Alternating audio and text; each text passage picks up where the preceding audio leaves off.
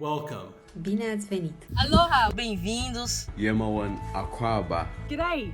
Susday, yung Sangsakum Net. Bienvenidos.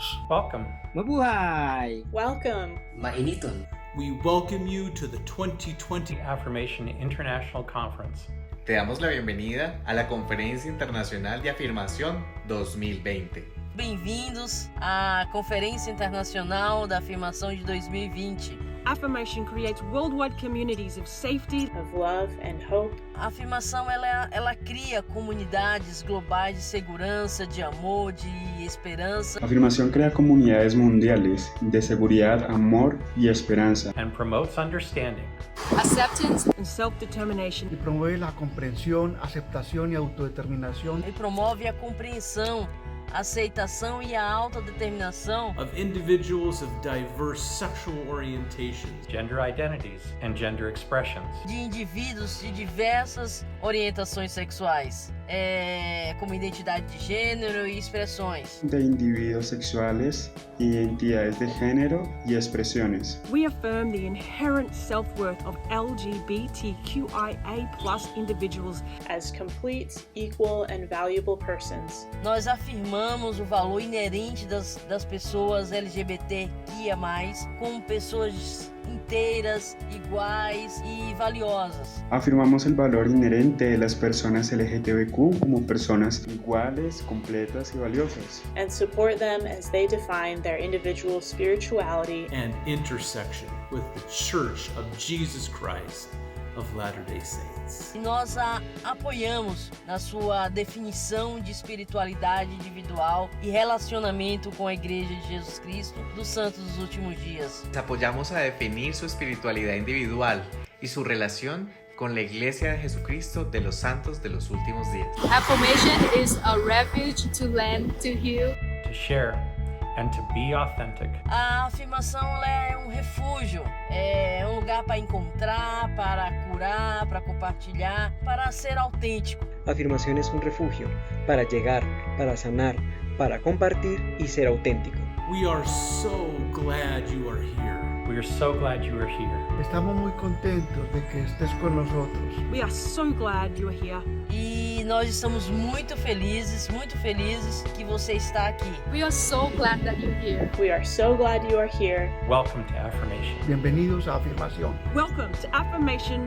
Welcome to Affirmation. Bienvenido a Afirmación. Welcome to Affirmation. Seja bem-vindo à afirmação. Welcome to Affirmation. Yamamo Akwaba Eba Conference. Yeah.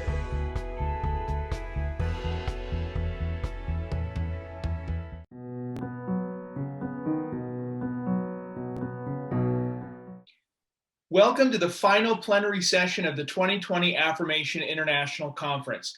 I'm Jeremy Harris with KUTV in Salt Lake City, and I am honored to be your Master of Ceremonies.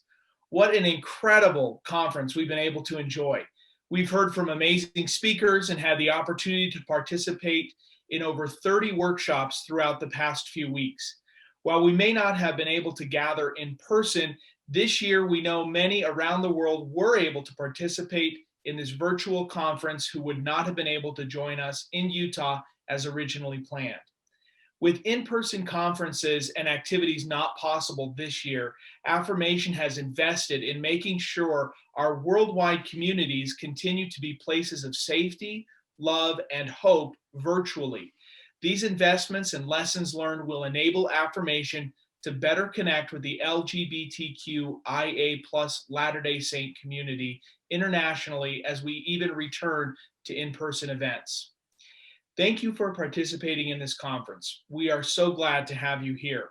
We will begin this session with an opening musical number, I'll Walk With You, written by this session's keynote speaker, Carol Lynn Pearson, and performed by John Taylor Sargent.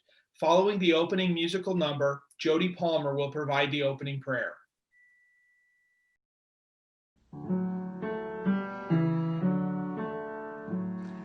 If you don't walk as most people do, some people walk away from you, but I won't.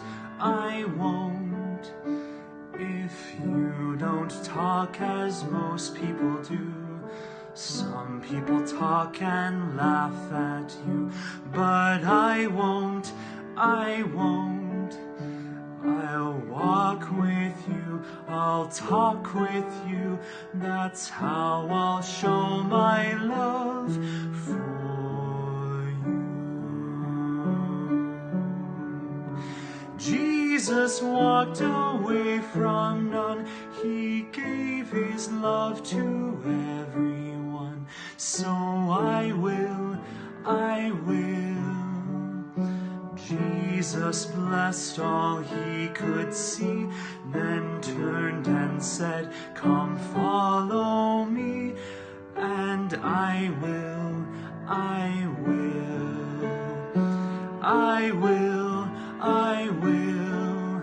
I'll walk with you, I'll talk with you, that's how I'll show my love for you.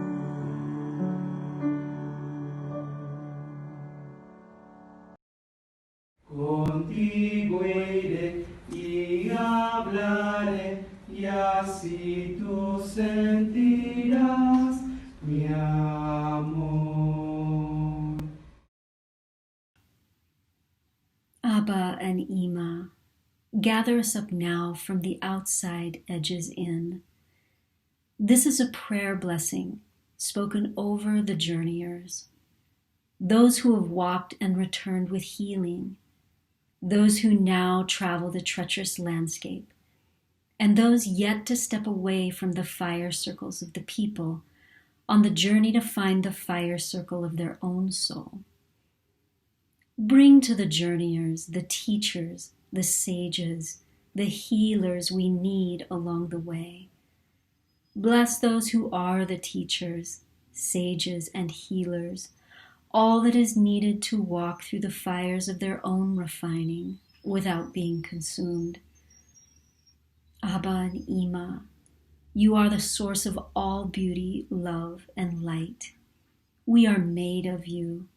Remind us that we have all we need to make this journey baked into our bones.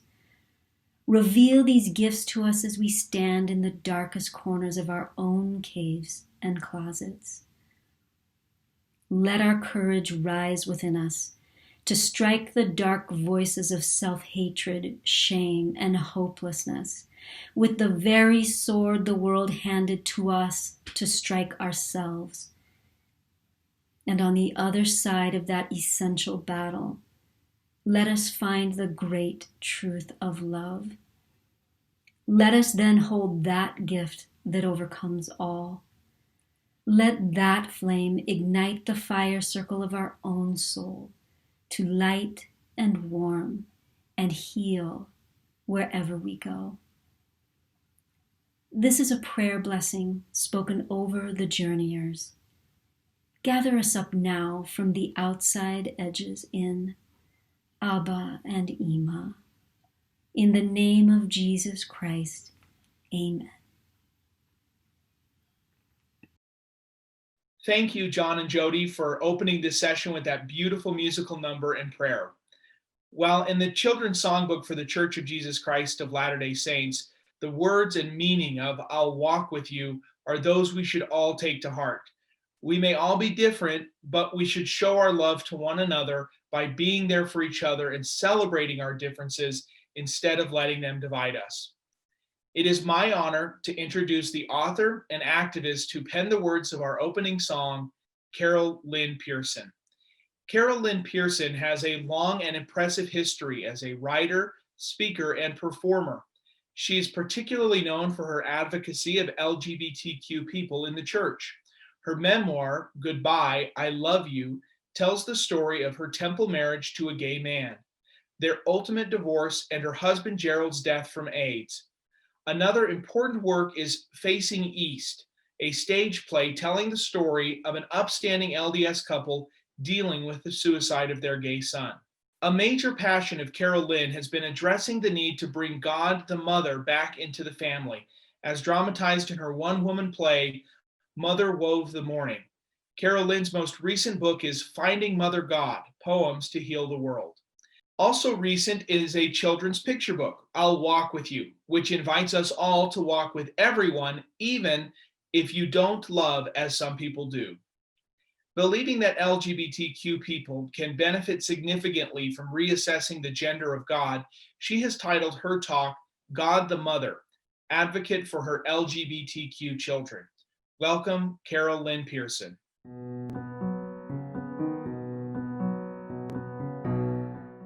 Greetings to my dear sisters and brothers of Affirmation.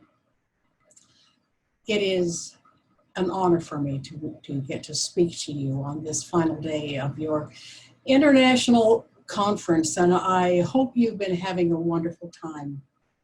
I have spoken to various Affirmation groups in big halls, in small rooms, being able to get hugs and give hugs, and we're not at that time right now. So we do the best we can, and we even maybe call on some of our higher communication abilities of the voice and the mind and the heart.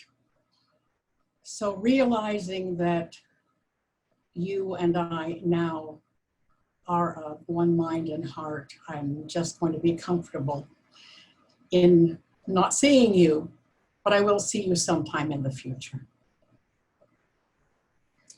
The title that I chose for this presentation is God the Mother,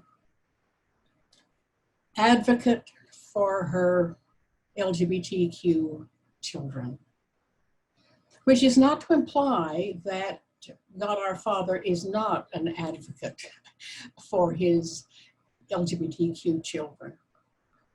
God, as you know, our Heavenly Father never did give us Leviticus. You're clear on that by now, I hope. Or the difficult policy that we hopefully are passed in our own church. But it has been a calling of mine from before my teenage years to look around and say, why is God male? Why is there not a part of me that is reflected in what we call divinity? And so I have had a tremendous desire to address that, and I have addressed it. Many of you will likely have seen my one-woman play Mother Wolf the Morning that I performed over 300 times in the 90s, playing 16 women throughout history in search of the female face of God.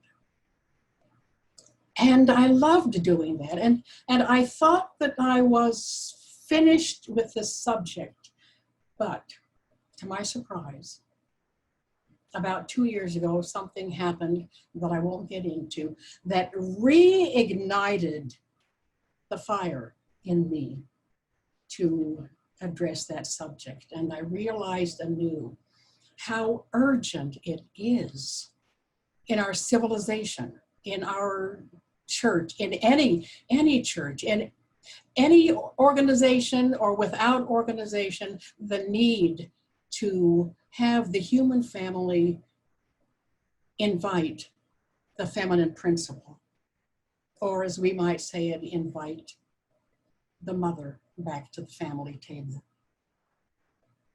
And so for a full year, I did something I hadn't done for decades, and that was write some poems. And I cannot tell you what a good time I had doing that. I just loved it. And now these poems are printed in a lovely book, and the book is titled Finding Mother God, Poems to Heal the World. And healing indeed is what we need, and we need our mother to help us make that happen. So this book was officially published just exactly a month ago, and it's available to you wherever you get your books. Or if you wanted a personalized copy, you could just go to my own website. And I know that for some of you, inviting God the Mother back into the picture comes with a little bit of reticence in that, well, I saw a post not too long ago from, I believe, an LDS gay man who said something like, I don't know about, this push to bring Heavenly Mother back in, just emphasizing and underlining that archetypal, perfect, heterosexual couple that I'm not and I will never be. And I so understand that. But I want you to consider that there are so many ways to look at gender and the divine gender. And I'm remembering, so many years ago, when my dear queer husband, Gerald, and I would have these deep conversations during those years that we were trying so hard to save our marriage. With me saying, Gerald, it's obvious for the balance we need male and female. Why can't you see that? We need the masculine and the feminine in balance together.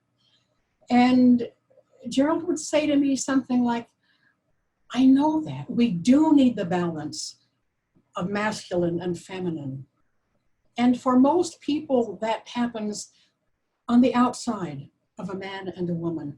But there are some people like me for whom that happens as an interior phenomenon.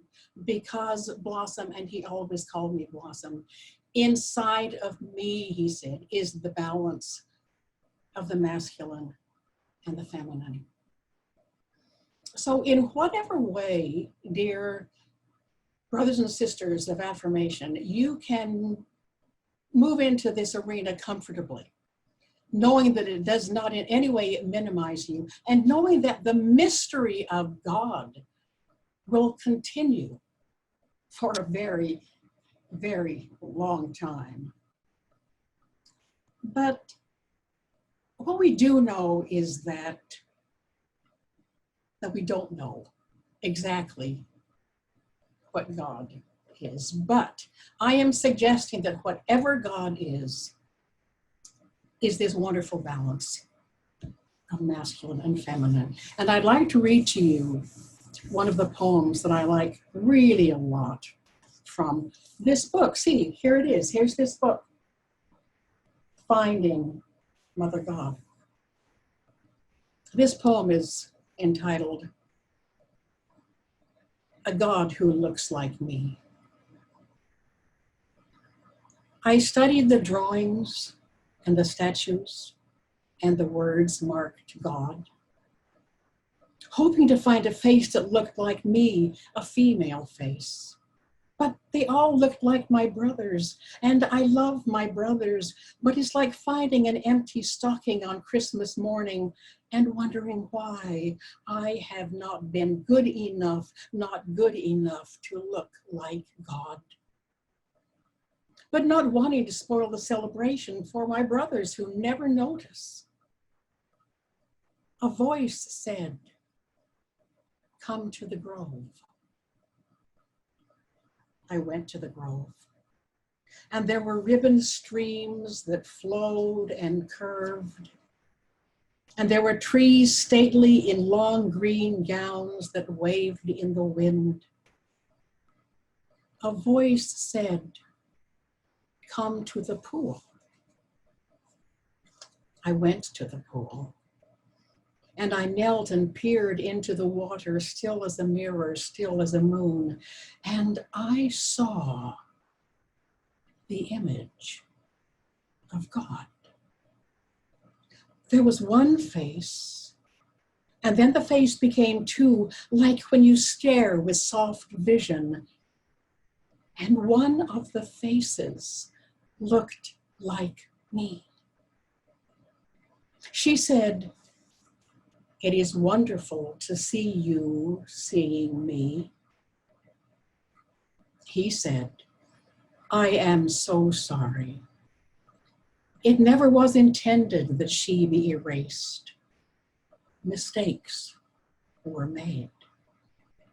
Then she said, "Bless you for searching until you found me, and do forgive your brothers, for they knew not what they did.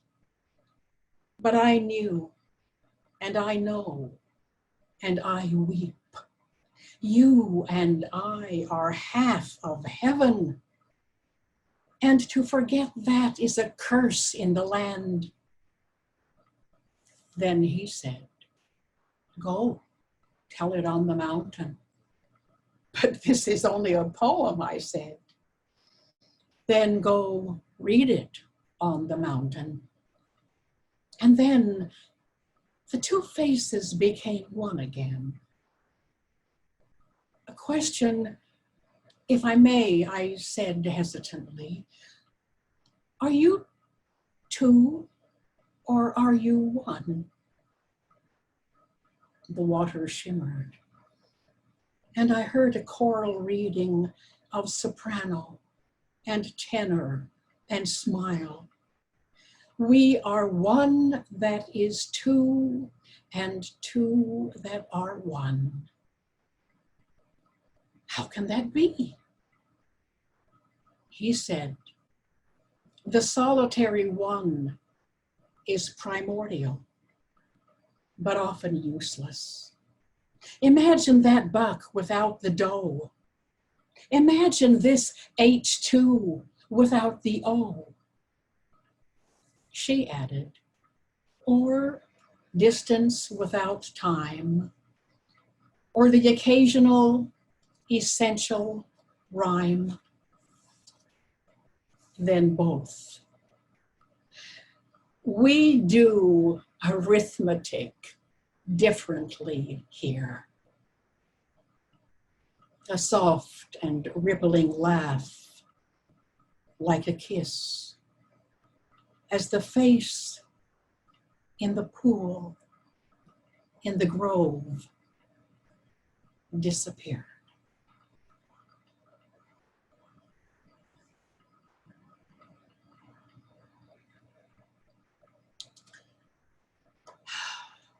So, speaking of God, which indeed we are, we have to right away acknowledge that we are just kindergartners trying to figure out and discuss quantum physics. So let us just have some confidence in the mystery and confidence that each one of us, whatever our sexual orientation or gender complexity might be, is a perfect and welcome part of that great divine mystery.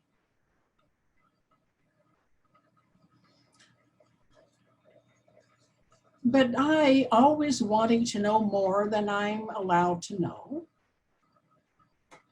looking past gender issues even,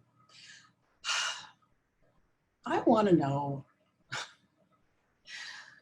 about the here and the now, and how God fits into the here and the now or chooses not to. Like, where is God anyway in this crazy, broken world of ours? And often, where is God in this crazy, broken life of ours individually? And when I am in my right mind, which I often am, my right mind is where I write these faith-promoting poems that I'm sharing with you and other things that I've written. But I'm not always in my right mind. And I, probably like everyone who is listening here,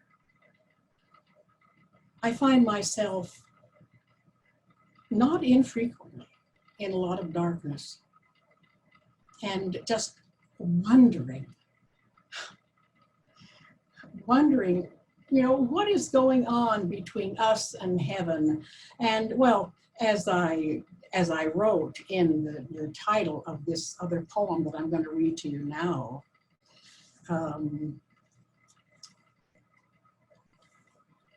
What good is God? See, I've asked myself that so often, so I wrote a poem about it. What good is God?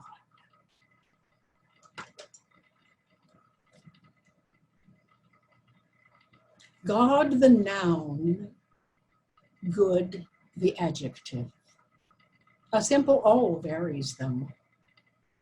Last night, exhausted, not from the day, but from the burdens, the perennial grief, the confusion, all of which I knew would wake me in the morning with a cold kiss. I mouthed, not a prayer, but a question. What good is God? Truly, what good is God? I listened, hoping I might hear some goodly explanation. Crickets. I had discovered that God is not a good conversationalist. So I made up this exchange. Dear God, is watching the world just spectator sport to you? Couldn't you get a little more involved? All these prayers, God, what's the use? So you think you have prayed for bread and I've given you a stone? You could put it that way, even if that were true, which it is not. What would your friend Jesus tell you to do about it? Do? Like return good for evil, love your enemies, bless those that curse you. I didn't say you cursed me. Like pray for those that mistreat you or give you a stone instead of bread. Pray for you? I laughed. Pray for God? If I don't answer your prayers, you could answer mine. That's what Jesus would say. You pray without ceasing. For what? I pray that you will not give me a stone, but that you will give me bread, that you will feed my sheep. Feed my sheep. I kept waking in the night as warm little kisses reminded me of the time after time dear ones had lifted my stones, had given me bread, had fed this little sheep.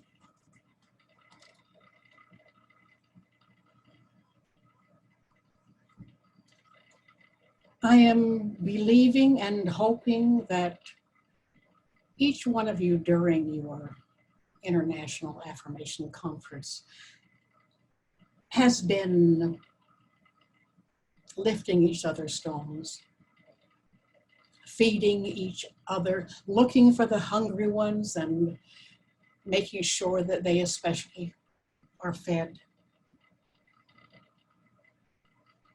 And I'm grateful that I get to be a part of that. You know, I have been able to be a part of that for what? How many decades now since I just happened to come upon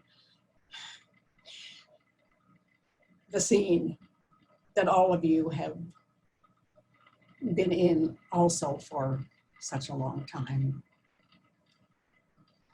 Hopefully feeding each other. And you have sometimes fed me bread as I have fed you bread. I remember now a little book that I wrote about synchronicity, meaningful coincidence. And in terms of that poem that I just read to you, there was a day, just maybe 3 weeks ago, that I had been thinking about that poem. In fact, I think I read it over the phone to somebody. And just a little bit later, my doorbell rang, and there was a friend of mine, Tamara, with a loaf of sourdough bread all ready to be popped into my oven. And she and I visited, and a few minutes later, the doorbell rang again, and there was Patricia with a loaf of bread that she had just taken out of her oven. Whoa, so that is the magic of synchronicity, which is another article of my personal faith, by the way, that there's these little magic moments that are afoot in this physical world that once in a while we can see what we are thinking about and connecting with in a way that really grabs our attention. And this one clearly said to me, of course, we are here to feed one another. And another coincidence of that very particular event was that both of these good women came because of our connection to the LDS Church that you all know about or used to belong to or still belong to, no matter what it is that your current concept of your relationship with it is.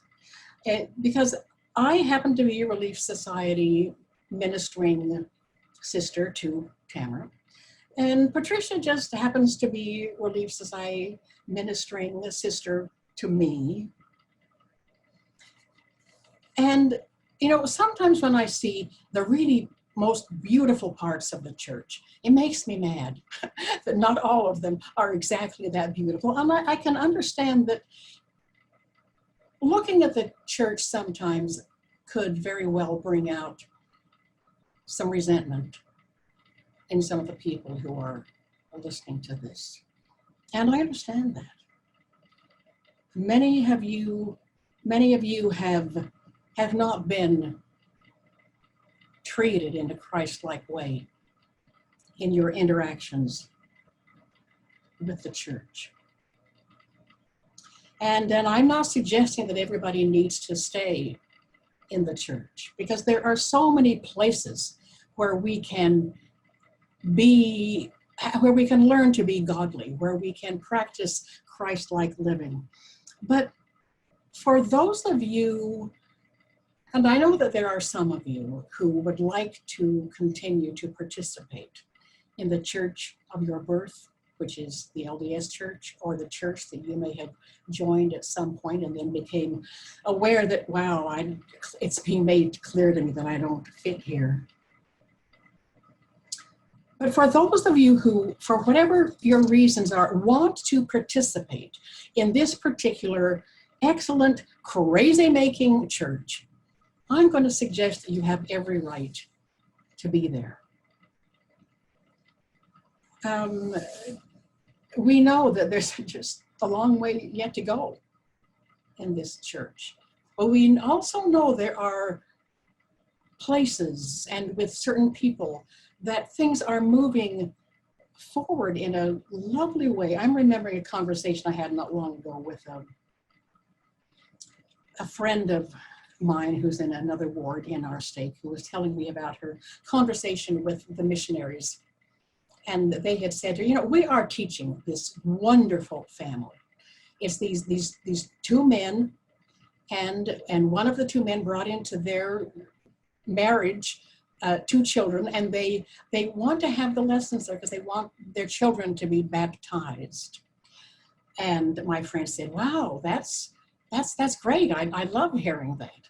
And the other elder said, yeah, it is. This is just such a beautiful family. And, you know, there's not a lot of precedence given us on how to deal with this kind of family. So we thought we would just do what probably we figured Jesus might do and just love them and invite them in. Well, what a great thought that is. And I think everywhere in our church and in many, and in society, boy, you know the kind of amazing progress that has been made since my dear queer husband Gerald and I were married in the Salt Lake Temple in 1966. And you folks all are a part of making that journey happen, whether you choose to be involved in any way in the LDS Church or whether you don't. But even if you dropped out, you don't have to drop out of Jesus. That is very, very clear. And if indeed you were thrown out, well, Jesus did not throw you out. And the one thing that I hope and I believe that all of us are very, very clear on is that Jesus is our standard to show us and tell us how we need to feel, how we need to be with ourselves, with each other. And we know what Jesus is asking of us. And this is the last poem I'm going to read to you. I titled it Sunbeam Story. When I was little and learned that Jesus wants me for a sunbeam, that narrow shaft of light that shoots through the screen, I figured something was up, something strange and wonderful. And when I learned from the new physics that I am formed of light, formed of star stuff even, I was sure of it. And I shone as a good sunbeam should. But then I remembered that Christ, who lights the world, said that I should do works like unto his, that my own light is not a narrow shaft, and it's time to throw off that bushel. I am no longer small. I see skies that are too dark. I see nights that are too long. And I see with wondering awe that Jesus wants me for a sunrise.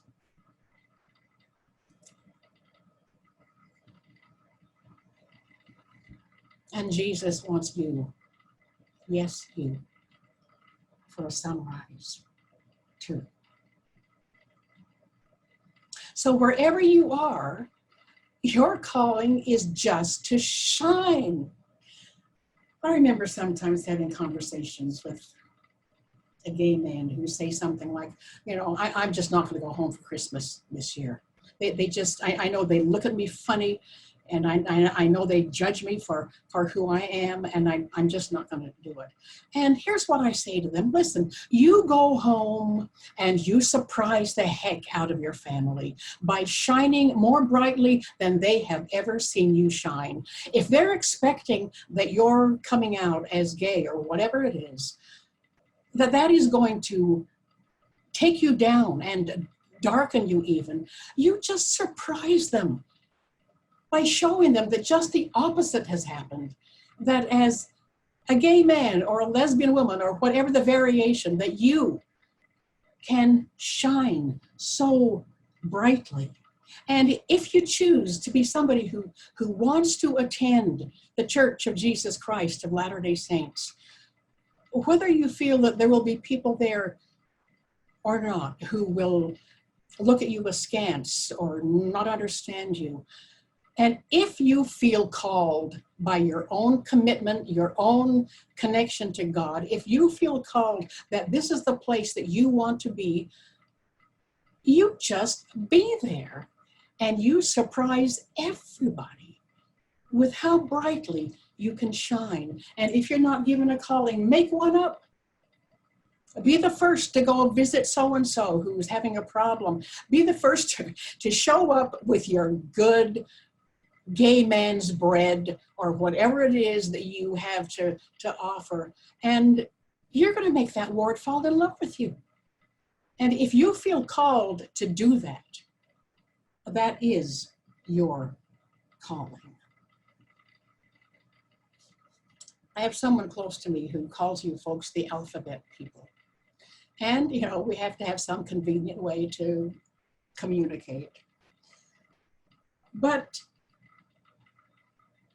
I would like to draw our attention for just a moment to an alphabet person who is a fictional woman named Hester Prynne, who in the 1850s novel called The Scarlet Letter by Nathaniel Hawthorne. You remember her. You had to read about her in high school, I think.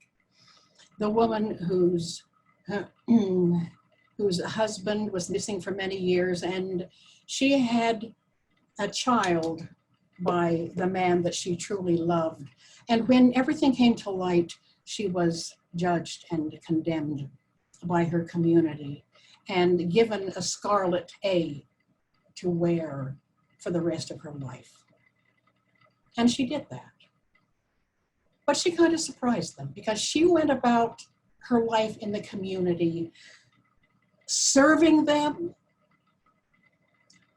giving them whatever she had, helping here, being cheerful, helping there, so that by the end of this story, the people who maybe didn't even know how all this began look at her with the A on her and wonder, what does that mean now? Tell me. Oh, that A is for able, because she has shown that she is able to do so many wonderful things.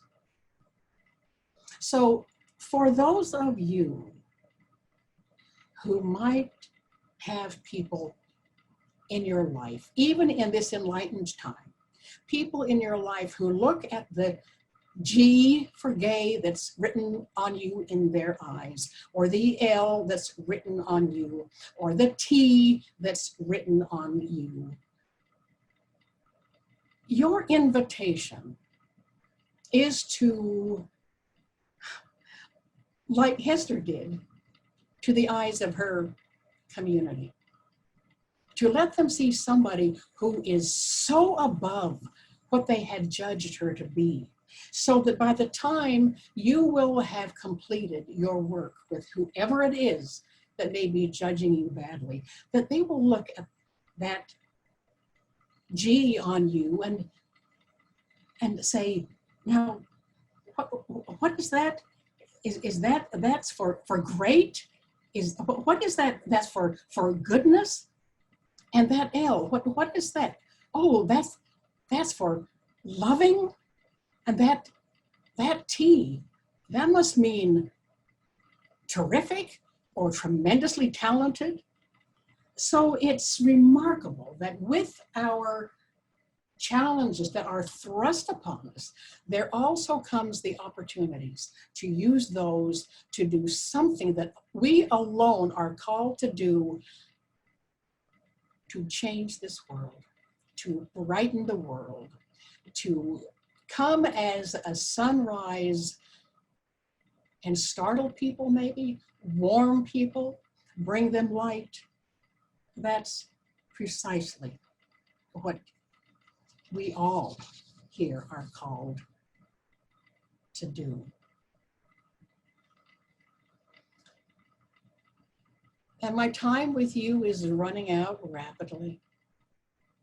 But the space that I am filling with you is just not going to run out ever, because you and I know that we can transcend time and space and acknowledge our oneness. And it has been a great privilege for me to be one with so many of you who are having joys and extreme difficulties that we need to share with one another. And I'm grateful for Affirmation, for being there, for all of you, to give you a particular chance to love one another in the highest kind of way, to serve each other, to give each other bread and lift each other's stones, which I believe has been happening for you in this worldwide conference that is just soon coming to an end. And I know that our Mother God and our Father God, in whatever marvelous configuration they finally are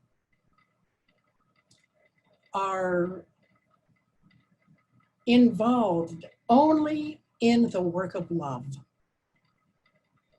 only in whatever mysterious ways we do not comprehend, are giving us the ideas, the opportunities, the challenges, the people to help us grow into being more Christ-like.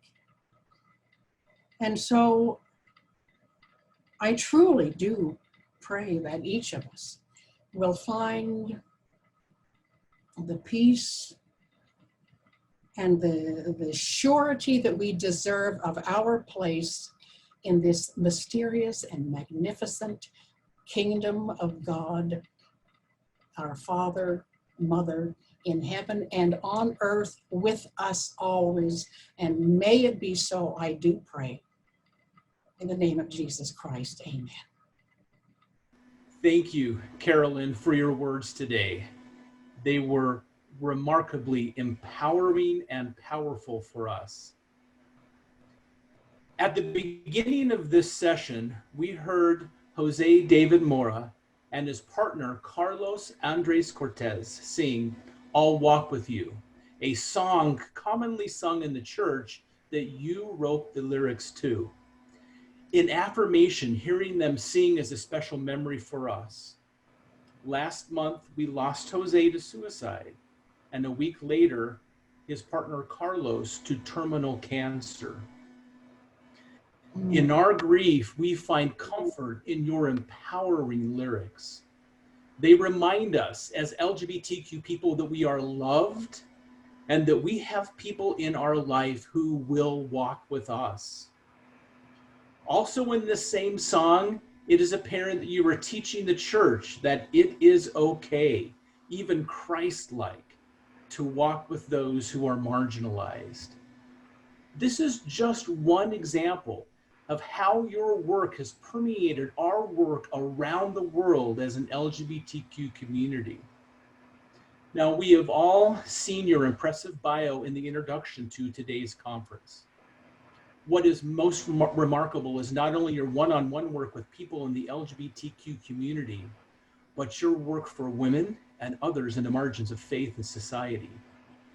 I have participated in many conferences and meetings that you have spoken in. I have read many press interviews you have given and books that you have written.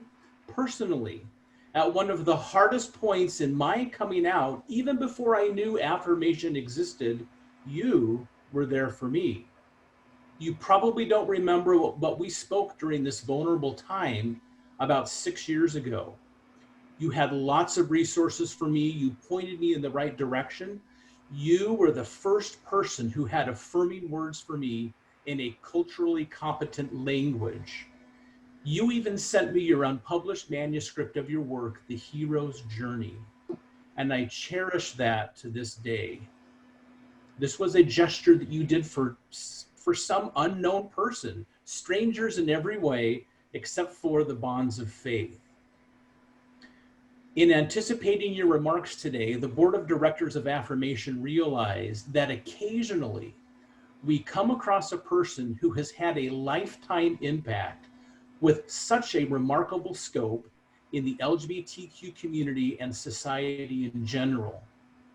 These are instances where someone has demonstrated outstanding leadership and service to Affirmation, donating a sizable amount of time.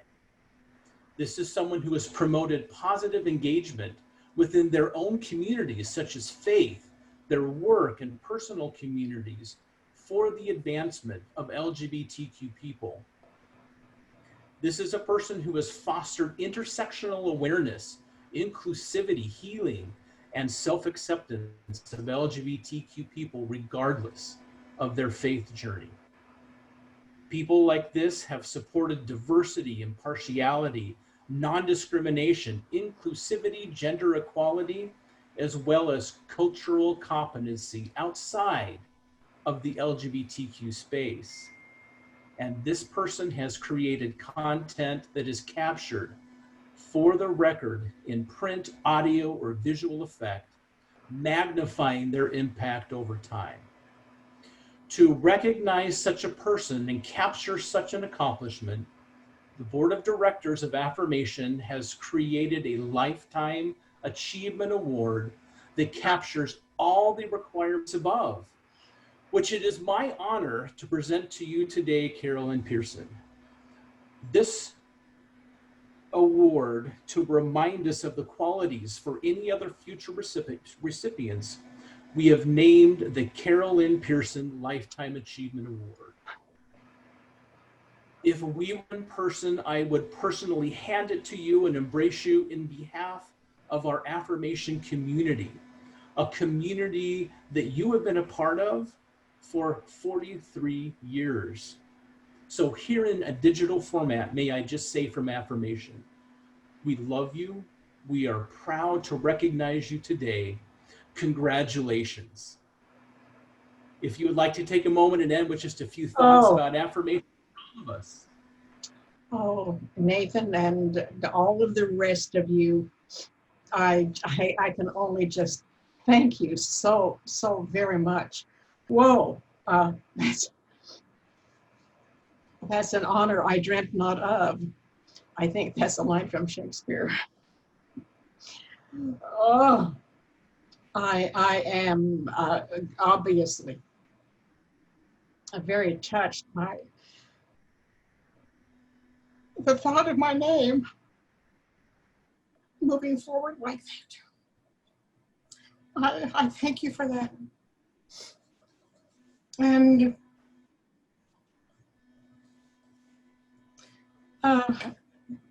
very few of you ever met my dear queer husband, Gerald.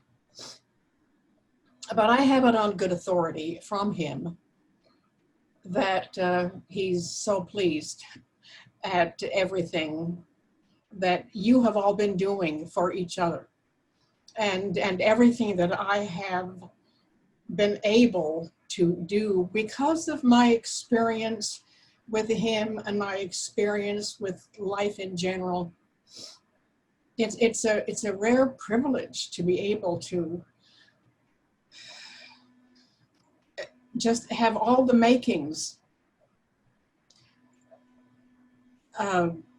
without asking for them, in fact wanting them to go away, but having these enforced, beautiful makings of being able to do something unique. And I remember in so many of our conversations, Gerald telling me, you know, Blossom, you've been set up to do something more than just write these sweet little poems. You know, beginnings happened because he insisted. He insisted. Who but a dear queer husband would insist on publishing his wife's book of poems? But that set me up to do all of the interesting things, many of which you have mentioned right now. And he would be, and certainly is, I know, thrilled to know the kind of support that Affirmation has been able to give to so many thousands of LDS, and I'm sure other people who have needed the exact kind of support that you have given. And so being inducted into your company by the decisions of life itself and or God himself, herself, I I am truly grateful for this enforced, beautiful opportunity that I have had to participate in a very intimate kind of way with so many beautiful people whose beauty has not been recognized by others. And realizing that we are all in this thing together, that your success is my success and mine is yours, as we all just step into a new phase of the arena. Because everything, the ground is always changing underneath us. And the people of Affirmation have had opportunities in society and in some ways within the church that many of you have belonged to and still belong to. And those gifts will continue to be given. And I'm thrilled that I was given a gift that I could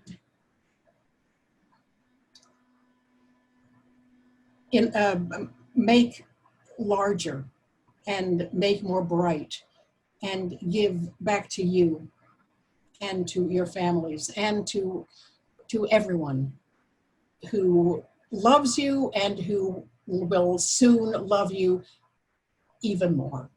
I thank you again.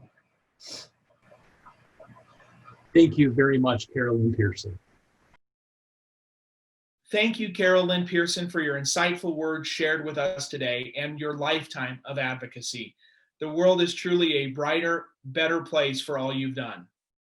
We'll now hear the Beatles' Let It Be, performed by Luke Belknap. Following Luke, there will be a pause to remember those who the Affirmation community has lost. This in memoriam began over 30 years ago when so many in our community were impacted by the AIDS epidemic. Affirmation began to dedicate a portion of its annual conference to remember those who we lost. Over the years, this portion of the conference in memoriam has expanded and included anyone that those within the Affirmation community has lost, whether they were lost to HIV/AIDS, suicide, or otherwise. This is an opportunity for our community to stop, pause, say their name, and be collectively empowered by their memory.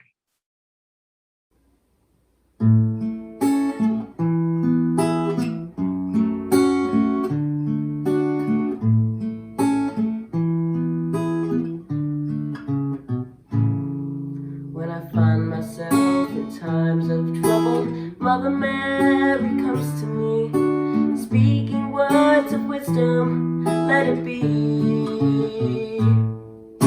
And in the hour of darkness, she is standing right in front of me, speaking words of wisdom, let it be. Let it be, let it be, let it be, yeah, let it be.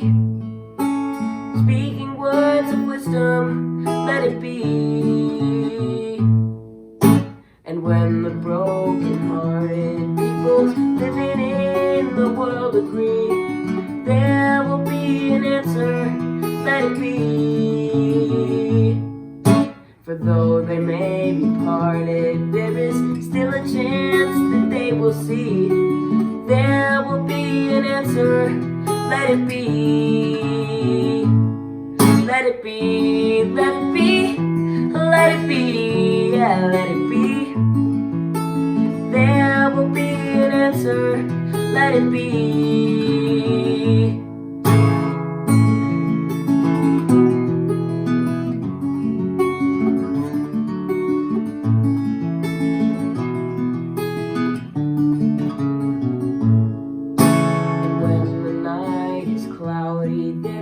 Still a light that shines on me, shine until tomorrow, let it be.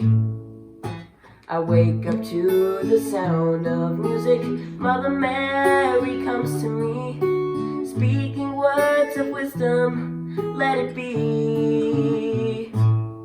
Let it be, let it be, let it be, yeah, let it be.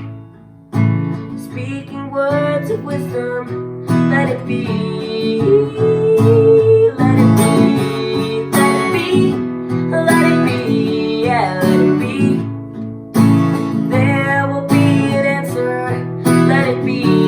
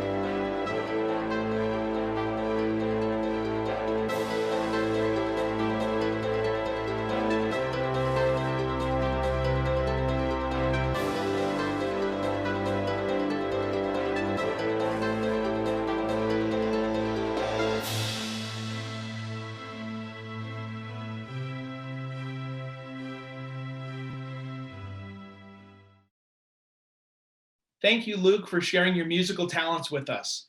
For all those we've lost, we remember you, we miss you, and you will always be loved. As has been the tradition at the Affirmation International Conference, we will now transition to hearing from you, those attending this conference, to share your stories. We'll continue this session by transitioning to a Zoom meeting where all can participate. The link to this meeting can be found in the chat or in an email sent earlier today, and also on the conference schedule online. As we close this portion of the conference, I want to thank you for allowing me to be your Master of Ceremonies and wish you all the best. Thank you. We have had a truly international experience this year. The opening video we have played at the beginning of each conference session highlights our diversity in geography as well as our unity in mission and vision. We have heard from such a diverse and astute body of people within our LGBTQ community. Everyone has been so encouraging and hopeful. We have met as friends, we have taught each other as friends, and tonight we leave as friends. One thing that has struck me the most is the very apparent strength in our unity in the diversity which we have. Let us remember to never divide ourselves within our community. And at times there is intense external pressure to divide ourselves along spiritual lines, but instead, let us affirm one another's accomplishments and unique journey as a celebration of the self-determination of the LGBTQ person. Division causes chaos, and we cannot move together towards justice and equality, a divided house. At this point in history, we are moving forward on a crest of increased visibility, changed hearts, and recognized rights. We stand on the shoulders of giants who have gone before us in the LGBTQ community. And make no mistake about it, there are giants among us today. I am grateful to have heard your stories today and very grateful for the opportunities to connect with all of you during this conference. We'll close our conference tonight with the song God Be With You Till We Meet Again, performed by John Taylor Sargent. In Affirmation, we have sung this song at the end of our conferences and meetings for years. It encapsulates what we wish for each other as we end our time together as friends. We meet as friends at our conference, and we become even closer as we hear each other's stories and learn from each other's workshops and talks. Conference time is that moment in time where we make connections in diversity, equality, and in a safe environment. When we sing this together at the end of our conference, it is our personal hope and blessing to each other as we return to our daily lives. Even though we are not physically together today for this conference, I invite you to sing along at home and raise your voice in the collective hope and blessing for your LGBTQ siblings around the world. Thank you, and God be with you till we meet again.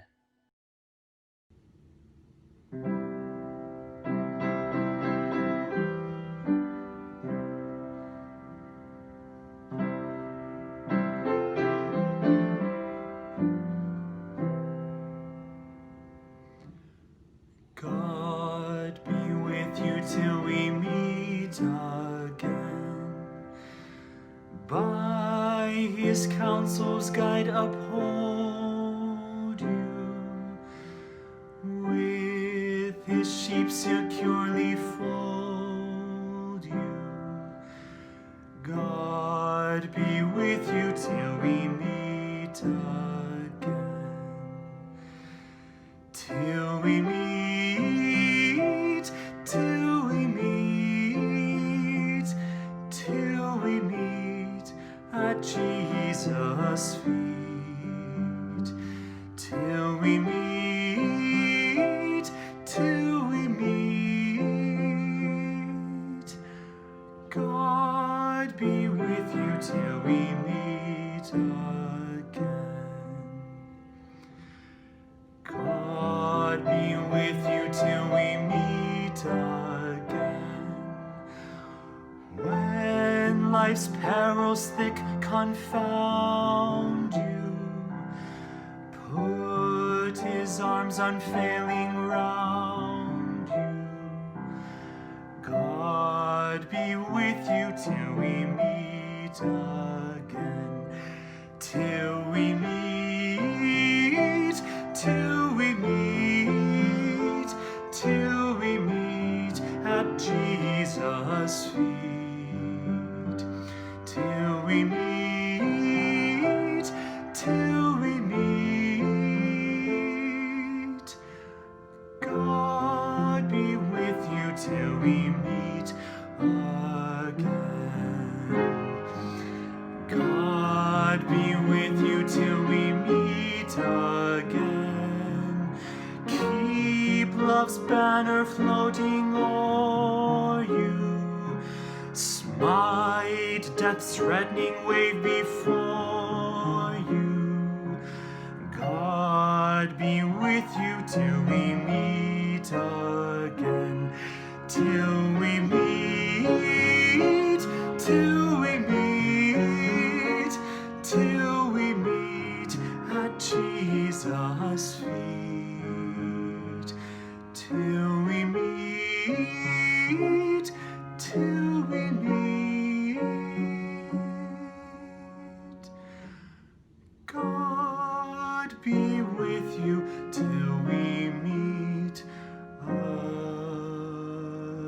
again.